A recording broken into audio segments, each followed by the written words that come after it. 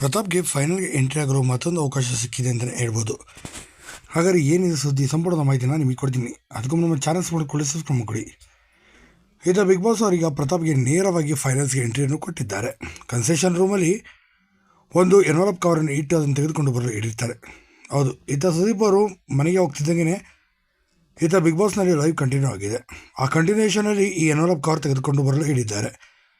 ಇನ್ನು ಎನ್ವಲಪ್ಪನ್ನು ಮನೆ ಮಂದಿಯವ್ರ ಮುಂದೆ ಬಿಚ್ಚಬೇಕು ಅಂತ ಕೂಡ ಹೇಳ್ತಾರೆ. ಅದರಂತೆ ಪ್ರತಾಪ್ ಬಂದು ಎನ್ವಲಪ್ ಕವರ್ ತೆಗೆದಾಗ ತುಂಬಾ ಸಂತೋಷದಿಂದ ಅಲ್ಲೇ ಕುಣಿಯಲು ಶುರು ಮಾಡ್ತಾನೆ. ಆಗ ಆ ಎನ್ವಲಪ್ ಕವರ್ ಹಿಡಿದು ಕುಣಿಯೋದು ನೋಡಿ ಸಂಗೀತ ಹೇಳ್ತಾಳೆ, ಅವರ ಮೆಂಟಲ್ ಥರ ಕುಣಿಯೋದನ್ನು ಬಿಟ್ಟು ಅದು ಏನಿದೆ ಫಸ್ಟ್ ಹೇಳು ಅಂತ ಹೇಳಿ ಕೇಳ್ತಾರೆ.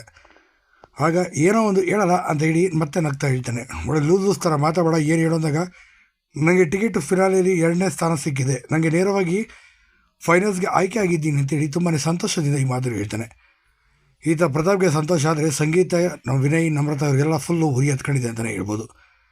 ಹಾಗಾದರೆ ಪ್ರತಾಪ್ಗೆ ಟಿಕೆಟ್ ಸಿಕ್ಕಿದ ಬಗ್ಗೆ ನೀವೇನಂತೆ ಅದು ಕಮೆಂಟ್ ಮಾಡಿ, ವಿಡಿಯೋ ಲೈಕ್ ಮಾಡಿ, ಆದಷ್ಟು ಶೇರ್ ಮಾಡಿ.